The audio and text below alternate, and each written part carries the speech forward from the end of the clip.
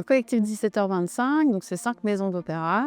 C'est l'Opéra de Paris, l'Opéra de Lyon, le Théâtre du Châtelet, le Théâtre de la Monnaie et le Festival d'Aix-en-Provence qui travaillent ensemble pour la transition écologique de leur maison. Le point de départ du projet, c'est qu'il y a eu une étude carbone sur les décors et le plus gros impact en carbone vient des déplacements des décors. Les 5 maisons se sont réunies, mais en fait, si on harmonise tout ça, si on construit les mêmes structures, on va créer un Lego géant, mais en fait, on va arrêter d'envoyer les éléments techniques. Chaque maison aura son stock et on n'enverra plus que les éléments décoratifs.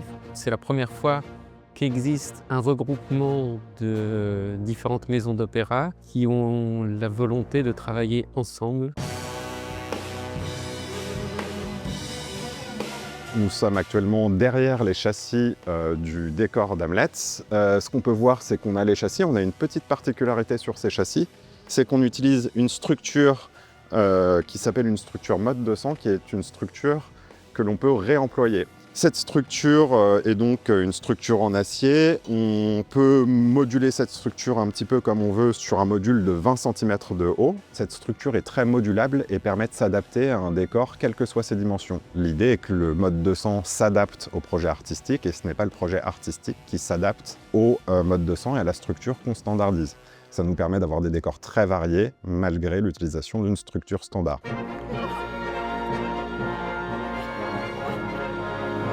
Le prototype mode 200 qui est actuellement appliqué sur la production Fanny Alexandre au Théâtre de la Monnaie a été co-dessiné par les 5 maisons.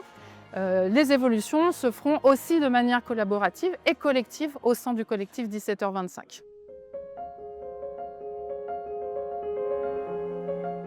Il y a aujourd'hui des enjeux environnementaux écologiques qui sont extrêmement importants. On invite les équipes artistiques, les équipes techniques à réfléchir, à imaginer de nouvelles manières de penser, de concevoir, d'acheter.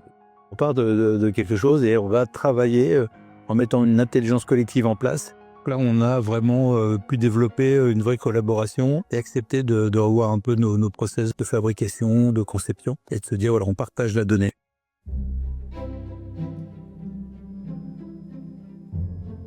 Au Festival d'Aix, on a essayé vraiment d'incorporer de la structure dans tous nos projets. On a la production Callisto, sur laquelle on a équipé toute la structure d'un plafond en structure standard. Ensuite, on en a mis sur la production Louise. Là, ça constituait plutôt des éléments verticaux, support de murs. Donc, en gros, on a des murs au plateau qui étaient soutenus par de la structure, qui étaient des murs roulants, pour des raisons d'alternance. On a pu, avec les structures standards, s'approcher des formes sans influer sur l'aspect visible fini.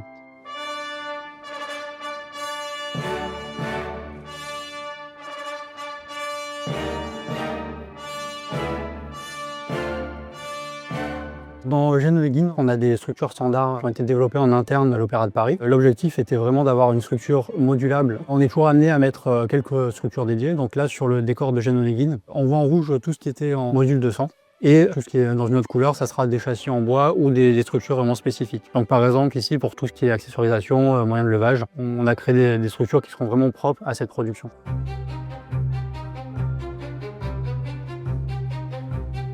On pourrait juste envoyer les éléments spécifiques de décor, donc les éléments qui sont visibles par le public. Et du coup, ça diminue les volumes sur la route, ça diminue les volumes qu'on va avoir en stockage ou des choses comme ça. L'ambition, c'est que ça se développe de façon plus large. Tout le projet sera en open source, tous les plans des éléments standards, et c'est que le secteur en fait, des arts vivants puisse s'en emparer.